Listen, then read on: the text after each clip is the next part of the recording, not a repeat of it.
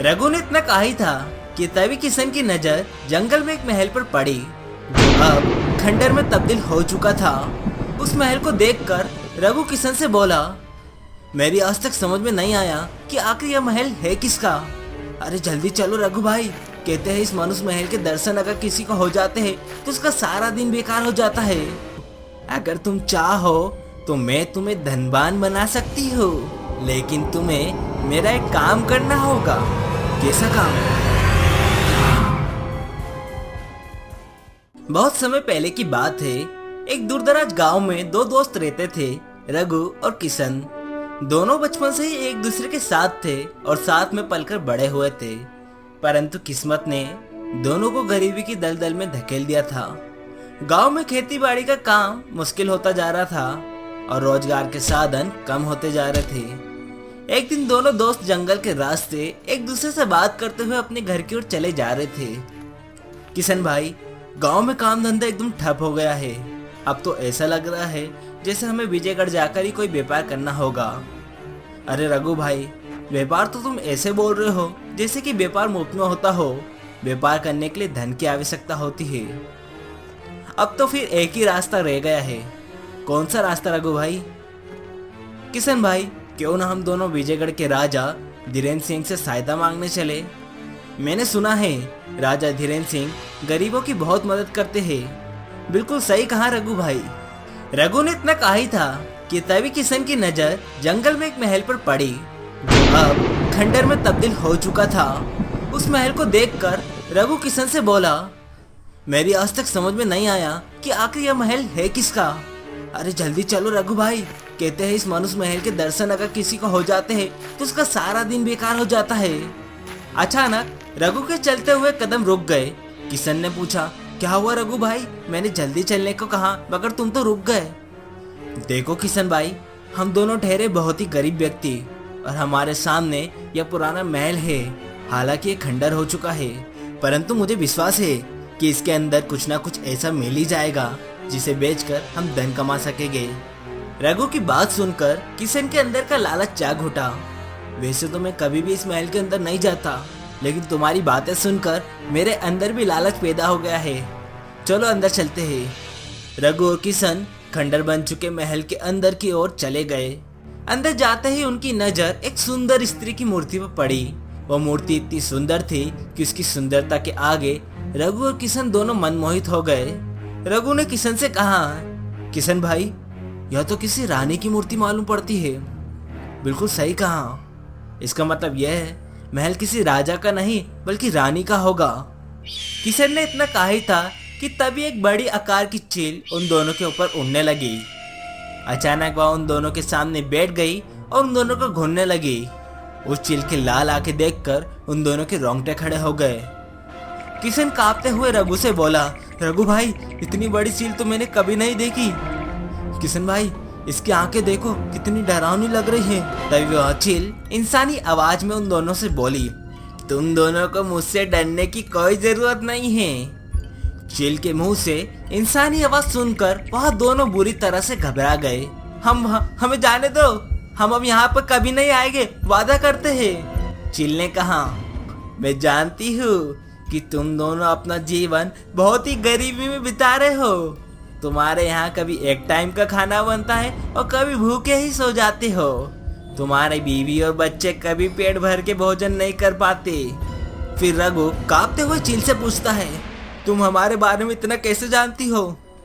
मैं बहुत कुछ जानती हूँ। अगर तुम चाहो तो मैं तुम्हें धनवान बना सकती हूँ, लेकिन तुम्हें मेरा एक काम करना होगा। कैसा काम? तुम दोनों को विजयगढ़ के राजा धीरेन्द्र सिंह की रानी का हीरे का हार मेरे पास इस महल तक लाना होगा। चील की बात सुनकर वह दोनों बुरी तरह से डर गए। तुम जानती भी हो कि तुम क्या मांग रही हो? हम यह काम कैसे कर सकते हैं? महल में बहुत पेरा होगा। किशन भाई सही कह रहे हैं, हमें यहाँ से जाने दो। चील ने कहा, सोच लो, अगर तुम दोनों मेरा यह काम कर दोगे तो मैं तुम्हें इसी जंगल में एक सोने के तालाब का पता बताऊंगी। उस सोने के तालाब से तुम जितना भी चाहो उतना सोना निकाल सकते हो। उसके बाद तुम हमेशा के लिए धनवान की तरह रहोगे। तुम्हारे पास इतना सारा धन होगा कि तुम्हारे आने वाली पीढ़ियां भी भूल जाएगी कि गरीबी क्या होती है। चील की बात सुनकर किशन और रघु के मन में लालच जाग उठा। रघु ने कुछ देर सोचने के बाद चील से कहा, ठीक है, हमें 2 दिन का समय दो। मैं तुम्हें 2 दिन का नहीं बल्कि 1 हफ्ते का समय देती हूँ। अगले हफ्ते तुम रानी दीक्षा के हीरे का हार मेरे पास लेकर आना। अब तुम दोनों जा सकते हो। किशन और रघु उस खंडर से निकलकर सीधे अपने घर के लिए निकल गए।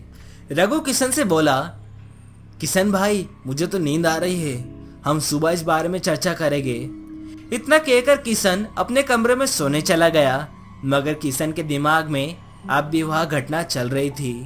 किशन का घबराया हुआ चेहरा देखकर उसकी पत्नी सुमन उससे बोली, क्या बात है जी, आपके चेहरे पर चिंता की लकीरें झलक रही है और आप इतने घबराए हुए क्यों दिख रहे हैं? किशन ने अपनी पत्नी को सारी घटना बताते हुए कहा, तुम ही बताओ सुमन, हमें क्या करना चाहिए? उस महल की तरफ दोबारा आपको नहीं जाना चाहिए। कहीं तुम वास्तव में रानी दीक्षा के हीरो के हार को चुराने का तो नहीं सोच रहे? सच बताओ सुमन, तो मैं कुछ ऐसा ही सोच रहा हूँ। आखिर कब तक हम इस गरीबी में अपना जीवन व्यतीत करते रहेंगे? कब तक हमें भूखे पेट सोते रहना होगा? तो क्या इसके लिए तुम रानी दीक्षा के हीरे का हार चोरी करोगे? पता नहीं वहाँ रहस्यमय चील उस हीरे के हार का क्या करेगी। मुझे तो बहुत ही डर लग रहा है। डरने से पहले एक बार अपनी पुत्री के बारे में भी सोच लेना। कुछ समय बाद हमें उसकी शादी भी करना है, और उसकी शादी करने के लिए हम धन कहाँ से लाएंगे? अरे हमारे पास तो भोजन तक के लिए धन नहीं है। किशन की बात सुनकर उसकी पत्नी चुप हो गई। सच तो यह था कि किशन की पत्नी के अंदर भी लालच जाग उठा था। अगले दिन किशन रघु की पत्नी बिंदिया से बोला, क्या कल रात रघु ने तुम्हें कुछ बताया था? हाँ बताया था, और मैंने तो झट से ही हाँ कर दी। मुझे लगता है कि तुम दोनों को अभी से ही रानी दीक्षा के हीरे के हार को चुराने की योजना बनाना शुरू कर देनी चाहिए। कुछ देर बाद किशन और रघु घर से बाहर निकल आए। रघु भाई, हम दोनों की पत्नियां तो बड़ी आसानी से तैयार हो गई, लेकिन हम दोनों रानी दीक्षा के हीरे का हार आखिर कैसे चुराएंगे? चिंता मत करो किशन भाई, कोई ना कोई रास्ता जरूर मिलेगा। कुछ ही दिनों में राजा धीरेन्द्र सिंह दूसरे राज्य के राजा से मिलने के लिए जाते हैं। इसी बीच महल में पहरेदारों की संख्या कम हो जाती है। इस बात की खबर रघु और किशन को पड़ती है, और वह दोनों विजयगढ़ की सीमा में प्रवेश कर गए और बड़ी चालाकी से रानी दीक्षा के कमरे में घुस गए। तभी उन दोनों ने देखा कि रानी दीक्षा का हार उनके कमरे की दीवार पर एक कांच में बंद है। रघु और किशन ने दोनों ने जल्दी से उस कांच को फोड़कर उस हार को ले लिया और सीधे उस जंगल की ओर उस खंडर महल में आ गए। वे दोनों रानी दीक्षा के हीरे का हार को लेकर जैसे उस महल के अंदर घुसे, तभी वहां चील उड़ती हुई उनके सामने बैठ गई। मुझे विश्वास था कि तुम दोनों यह काम कर सकते हो। हमने तुम्हारा काम कर दिया, अब तुम हमारा काम करो। हाँ, हमें उस सोने की तालाब का पता बताओ। चील ने तुरंत रानी दीक्षा के हीरे का हार अपने पंजों से उठाकर उस खंडर में मौजूद उस पत्थर की मूर्ति पर पहना दिया। अचानक एक तेज रोशनी चारों ओर फैल गई।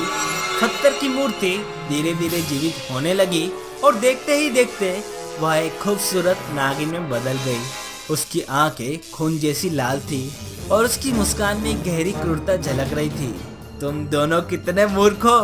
तुमने अपने राजा से गद्दारी की है।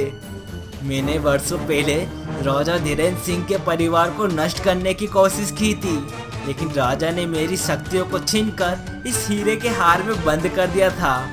अब तुमने मुझे फिर से आजाद कर दिया है और मैं इस राज्य पर अपना अधिकार जमा कर रहूंगी, और इस बार राजा धीरेन्द्र के साथ साथ उसके पूरे राज्य को मैं खत्म कर दूंगी।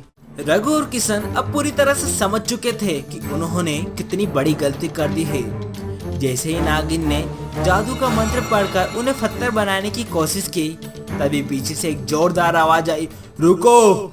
रघु और किशन ने देखा कि साधु महाराज वहां प्रकट हो चुके थे।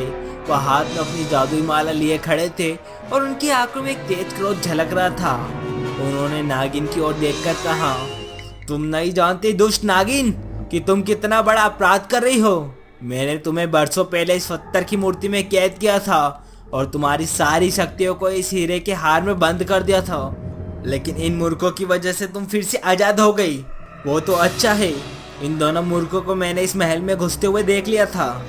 रघु और किशन को समझ में आ गया था कि वही दुष्ट नागिन है जिसने सालों पहले राजा धीरेन्द्र सिंह को और उनके परिवार को मारने की कोशिश करी थी, और इन साधु महाराज ने इस नागिन को पहले भी कैद किया था। लेकिन रघु और किशन ने चील की चालों में फंसकर अनजाने में यह गलती कर दी। लालच के कारण अपने राजा से ही विश्वासघात कर बैठे। अब यह दुष्ट नागिन पूरे राज्य को नष्ट करने की योजना बना रही है। अब कोई मुझे नहीं रोक सकता। मेरे पास मेरी सारी शक्तियां वापस आ गई है। अब मैं इस राज्य को पूरी तरह खत्म कर दूंगी। लेकिन तभी साधु महाराज ने उसे कहा कि तेरी एक कमजोरी अभी मेरे पास है। उन्होंने अपने झोले में हाथ डाला और एक हीरा बाहर निकाला। उस हीरे को देखने के बाद नागिन डर गई। ये नहीं हो सकता। ये तुम्हारे पास क्या कर रहा है? बुरा इंसान कितना भी होशियार क्यों ना हो, लेकिन एक न एक गलती जरूर कर देता है। मैं जानता हूँ इस हीरे में तेरी जान बसती है। और तभी साधु महाराज उस हीरे को जोर से जमीन पर पटक देते हैं। वो हीरा नष्ट हो जाता है। हीरे के टूटने के साथ भी वो नागिन भी गायब हो गई। तुम दोनों ने अपनी मूर्खता और लालच के कारण राज्य को बड़ी मुसीबत में डाल दिया था। वो तो अच्छा है कि मैंने समय रहते तुम्हें इस महल में घुसते हुए देख लिया, नहीं तो आज पूरे राज्य पर बहुत बड़ा खतरा आ जाता। अब तुम्हें राजा धीरेन्द्र सिंह के पास जाकर अपनी गलती स्वीकार करनी होगी। केवल वही तुम्हें माफ कर सकते हैं।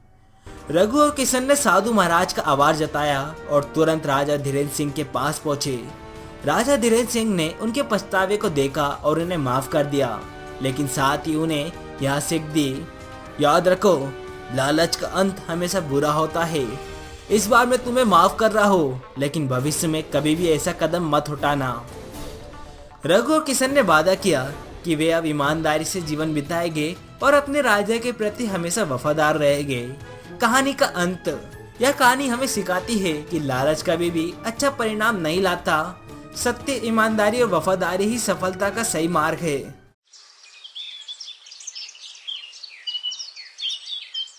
गांव के एक कोने में मोहन नाम का एक गरीब लकड़हारा अपनी पत्नी गीता के साथ रहता था। उनकी हालत इतनी खराब थी कि पूरे महीने में केवल 15 ही दिन उनके यहाँ चूल्हा जलता, बाकी के दिनों में उन्हें भूखा सोना पड़ता था। मोहन मेहनती था, पर किस्मत उसकी मेहनत का साथ नहीं दे रही थी।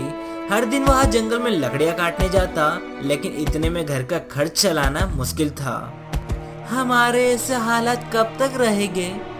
पूरे गांव में हमारा ही ऐसा घर है जहां पर महीने में सिर्फ 15 ही दिन चूल्हा जलता है और बाकी के दिन भूखा सोना पड़ता है। चिंता मत करो गीता, तुम तो जानती हो कि मैं दिन रात मेहनत करके लकड़ियाँ काटता हूँ।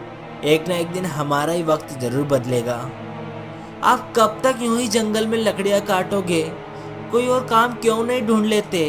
मैं आपसे और स्त्रियों की तरह सोना चांदी नहीं मांग रही हूँ, बस इतना चाहती हूँ कि हम दोनों को भरपेट खाना मिल सके। ठीक है गीता, मैं लकड़ी काटने के साथ साथ दूसरा काम की भी तलाश करूँगा।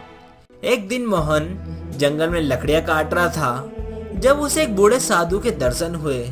साधु थके हुए थे और बहुत ही कमजोर लग रहे थे। साधु ने मोहन को पुकारा, बेटा ओ बेटा जरा इधर आओ, मुझे बहुत प्यास लगी है और भूख से मेरा बुरा हाल हो रहा है।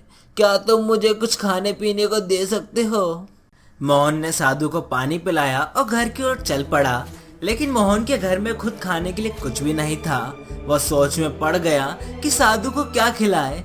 जब मोहन ने गीता को सारी बात बताई तो गीता ने उसे कुछ अनाज और दाल दी जो उनके पास बची थी। गीता का दिल दयालु था और उसने अपने हिस्से का खाना भी साधु को देने के लिए कह दिया। मोहन ने साधु को भोजन कराया। साधु ने भोजन करने के बाद मोहन को आशीर्वाद दिया, बेटा तुम्हारे अंदर दया और करुणा है। आजकल ऐसे लोग बहुत कम होते हैं। मैं तुम्हें 3 वरदान देना चाहता हूँ, सोच समझकर मांगो। मोहन दुविधा में पड़ गया कि वो आखिर इनसे क्या मांगे। उसने साधु के सामने 3 मांग रखी। बाबा मुझे ऐसा वरदान दीजिए कि मेरी इस कुल्हाड़ी को जो भी हाथ लगाए वह मेरे हुक्म के बिना इसे छोड़ नहीं पाए। दूसरा वरदान ये दीजिए कि इस कुर्सी पर जो भी बैठे वह मेरे हुक्म के बिना यहाँ से उठ ना पाए। और तीसरा वरदान ये दीजिए कि इस थैली के भीतर जो भी सिक्का रखूं वह मेरे अलावा कोई और निकाल ना पाए। मोहन की सारी इच्छाएं सुनने के बाद साधु ने कहा, तथास्तु। साधु ने मोहन की सभी इच्छाएं पूरी कर दी और वहां से चले गए। मोहन घर वापस चले आता है और सारी बातें गीता को बताता है। आपने मांगा भी तो क्या मांगा, कम से कम हमारे हालात के बारे में ही सोच लेते और कुछ खाने पीने का ही मांग लेते। मोहन ने गीता को आश्वासन दिया कि इन वरदानों से उनका जीवन बदल जाएगा। दिन बीतते गए और एक दिन जंगल में लकड़ी काटते समय मोहन ने एक अजीब व्यक्ति को देखा जिसके पेट बकरी जैसे थे। वह कोई और नहीं बल्कि शैतान था जो लोगों को अपने जाल में फंसाकर गुलाम बना लेता था। तुम बहुत परेशान दिख रहे हो, मेरे साथ काम करो, मैं तुम्हें ढेर सारी सोने की मोहरें दूंगा। मोहन समझ गया कि शैतान उसे फंसाने की कोशिश कर रहा है, लेकिन उसकी गरीबी ने उसे मजबूर कर दिया। ठीक है, मैं तुम्हारे साथ काम करूंगा, लेकिन मुझे 1 साल की मोहलत चाहिए। शैतान ने उसे कुछ सोने की मोहरें दी और कहा, ठीक है, 1 साल बाद मैं तुम्हें लेने आऊंगा। शैतान सोने की मोहरें देकर वहां से चला गया। मोहन घर लौटा और गीता को सारा किस्सा सुनाया। वह सोने की मोहरें देखकर बहुत खुश हुई, लेकिन उसे चिंता भी थी कि 1 साल बाद शैतान वापस आएगा। आपने बहुत बड़ी गलती कर दी, शैतान से कोई समझौता करना खतरनाक हो सकता है।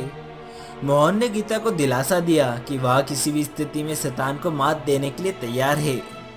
देखते देखते 1 साल बीत जाता है और शैतान मोहन को लेने के लिए आता है। क्यों बेटा, तुमने अपना सारा काम खत्म कर लिया ना? अरे यह क्या, ये तो शैतान है, लगता है मुझे ही लेने आया है। अरे 1 साल हो भी गया। कमजोर बनने से काम नहीं चलेगा, कोई ना कोई उपाय तो करना ही पड़ेगा। अब मैं क्या करूं? हाँ, मिल गया, वह महात्मा का दिया हुआ वरदान आज जरूर काम आएगा। फिर शैतान बोलता है, क्या हुआ, तुम्हें याद है ना, 1 साल खत्म हो गया है, अब चलो मेरे साथ। हाँ चलता हो, मुझे मालूम है 1 साल पूरा हो गया है, और वैसे नहीं जाओगा तो आप छोड़ेंगे क्या? पर अगर मैं यह काम खत्म कर लेता तो मेरे बच्चों के लिए बहुत अच्छा होता। अब आप समझ ही गए होंगे कि आप मेरे मालिक हैं, तो क्या मुझ पर एक उपकार करेंगे? उपकार? कैसा उपकार? जब तक मैं सबसे मिलकर आता हूँ तब तक आप ये कुल्हाड़ी लेकर थोड़ा सा ये लकड़ी काट दीजिए, बस इतना सा उपकार कर दीजिए मुझ पर। अच्छा ये भी कोई काम है? ठीक है, तुम जाओ, तब तक मैं कुछ लकड़ियाँ काट देता हूँ, तुम जल्दी से सबसे मिलकर आ जाओ। शैतान लकड़ियाँ काटना शुरू करता है। कुछ ही देर बाद वो कुल्हाड़ी को छोड़ने की कोशिश करता है, लेकिन वह ऐसा नहीं कर पाता। फिर थोड़ी ही देर में मोहन वापस आ जाता है। अरे आप अभी तक कुल्हाड़ी चला रहे हैं, बहुत अच्छा, करते रहिए, लकड़ियाँ काटते रहिए। सब कुछ ठीक है ना? आप कुछ बोल क्यों नहीं रहे? बताइए ना, सब कुछ ठीक है ना? अरे भाई बहुत हो गया, मुझे ऐसे परेशान करके तुम्हें क्या फायदा? देखो इसके बदले में तुम्हें और 3 मोहरें देता हूँ और 1 साल की छुट्टी भी, बस मुझे छोड़ दो। 1 साल की छुट्टी और 3 सोने की मोहरें और? अच्छा, फिर तो मैं तैयार हूँ। मोहन शैतान को कुल्हाड़ी छोड़ने के लिए बोलता है। फिर मोहन सारी ये बातें अपनी पत्नी गीता को बताता है। अरे सुनती हो, जल्दी से इधर आओ। फिर से क्या हो गया है आपको? देखो मेरे हाथ में और सोने की मोहरें हैं। शैतान ने मुझे और सोने की मोहरें दी और 1 साल की छुट्टी और दे दी। यहाँ तो अच्छा ही हुआ, पर 1 साल बाद वो फिर से आएगा ना? हाँ, तब का तब देख लेंगे। 1 साल बीत गया और शैतान फिर से मोहन के पास आया। उसने मोहन से अपने साथ चलने को कहा। अब चलो, तुम्हारा 1 साल पूरा हो गया है। मालिक थोड़ा आराम कर लो, आप इस कुर्सी पर बैठ जाओ, मैं अभी पानी लेकर आता हूँ। शैतान कुर्सी पर बैठ गया और मोहन पानी लेने के लिए घर के अंदर चला जाता है। मोहन पानी लाके शैतान को पिलाता है और फिर शैतान कुर्सी से उठने की कोशिश करता, लेकिन उठ नहीं पाया। उसे एहसास हुआ कि वह मोहन के जाल में फंस चुका है। फिर मोहन शैतान से बोलता है, अब बताओ मालिक, आपको छोड़ू या नहीं? मुझे छोड़ दो, बदले में तुम्हें और सोने की मोहरें दूंगा और 1 साल की मोहलत भी दूंगा। मोहन ने शैतान की बात मानी और उसे छोड़ दिया, लेकिन मोहन को पता था कि शैतान फिर से उसे लेने जरूर आएगा, लेकिन इस बार वो धोखा देने की कोशिश करेगा। फिर से 1 साल बीत जाता है। शैतान फिर से मोहन के घर के बाहर आता है। पिछले 2 साल से लकड़हारा मुझे अपने जाल में फंसा रहा है, लेकिन इस बार मैं उससे भी ज्यादा चालाकी से काम करूंगा। अगर मैं खुद को सोने के सिक्के में बदल लूं और उसके सामने पड़ा रहूं, तो वहाँ मुझे उठा के अपनी थैली में रख लेगा। फिर वो मेरी चाल से बच नहीं पाएगा। इस बार मुझे जीतना ही होगा। शैतान खुद को सोने के सिक्के में बदल लेता है और मोहन के रास्ते में आ जाता है। ओह, ये क्या, एक सोने का सिक्का! किस्मत आखिरकार मुझ पर भी मेहरबान हो ही गई। इसे अपनी थैली में रख लेता हूँ। मोहन सिक्के को उठाकर अपनी थैली में रख लेता है, लेकिन उसे जरा सा भी अंदाजा नहीं होता कि वह शैतान को अपने घर ले जा रहा है। शैतान मन ही मन, अब तुम बचकर कहाँ जाओगे? तुम खुद ही मुझे अपने घर में ले जा रहे हो। जब तक तुम समझ पाओगे तब तक मैं तुम्हें पूरी तरह से अपनी गिरफ्त में ले लूंगा। ये कैसी आवाज है? शायद मेरे मन का बहम है। चलो घर पहुंचते हैं और गीता को इस सोने के सिक्के की खुशखबरी देता हूँ। मोहन घर पहुंचता है और गीता को आवाज लगाता है, अरे वो सुनती हो? देखो मुझे क्या मिला है। क्या हुआ? इस बार किसे पकड़ लाए हो? देखो सड़क पर मुझे सोने का सिक्का मिला। मोहन गीता को सोने के सिक्के के बारे में बता ही रहा होता है कि तभी उस थैली से किसी के हंसने की जोर जोर से आवाजें आती है। तुमने मुझे पहचाना? मैं वही शैतान हूँ जिसे तुमने पिछले साल चतुराई से फंसा लिया था, लेकिन इस बार मैं तुम्हें कोई मौका नहीं दूंगा। तुम फिर से आ गए, लेकिन इस बार तुम खुद ही मेरी थैली में फंसे हो। क्या तुम्हें नहीं पता कि इस थैली के अंदर जो भी आता है वह मेरे हुक्म के बिना बाहर नहीं निकल सकता। फिर शैतान गुस्से में बोलता है, तुम्हारी ये चालें मुझे बार बार फंसा देती है। मुझे छोड़ दो। इस बार मैं वादा करता हूँ कि तुम्हें 7 सोने की मोहरें दूंगा और फिर कभी तुम्हारे पास नहीं आऊंगा। 7 सोने की मोहरें और फिर कभी नहीं आओगे? यह तो बहुत ही अच्छा सौदा है, लेकिन याद रखना, अगर तुम फिर से कभी मेरे पास आए तो मैं तुम्हें फिर से इस थैली में बंद कर दूंगा और तब तुम्हें मुझसे कोई भी नहीं बचा पाएगा। मुझे माफ कर दो, मैं कभी तुम्हारे सामने नहीं आऊंगा। मोहन शैतान को थैली से बाहर निकालता है और शैतान उसे 7 सोने की मोहरें देकर तुरंत वहां से भाग जाता है। फिर मोहन गीता को बोलता है, देखो मैंने शैतान को फिर से मात दे दी। अब हमारे पास ये 7 सोने की मोहरें हैं और उसने वादा किया है कि वह कभी हमारे सामने नहीं आएगा। गीता हंसते हुए कहती है, तुम सच में बहुत चालाक हो। अब हमें किसी भी चीज की चिंता करने की जरूरत नहीं है, लेकिन हाँ, अगर वह शैतान फिर कभी हमारे पास आया तो उसे सबक सिखाने के लिए मैं तैयार हूँ। अरे अब चलो खाना खाते हैं। अब हमारे पास इतना कुछ है कि हम खुद भी सुखी रह सकते हैं और दूसरों की मदद भी कर सकते हैं। दोनों हंसते हुए घर के अंदर चले जाते हैं। तो साधु के उन 3 वरदान से मोहन की जिंदगी बदल जाती है। मोहन और गीता के जीवन में खुशियां लौट आती है और उन्होंने अपने अनुभव से सीख ली कि बुद्धिमानी और धैर्य से हर कठिनाई का हल निकाला जा सकता है। इस कहानी से हमें यह सीख मिलती है कि संकट के समय में भी धैर्य और बुद्धिमानी से काम लेना चाहिए। सही समय पर सही निर्णय लेने से बड़ी मुसीबत भी आसान हो जाती है।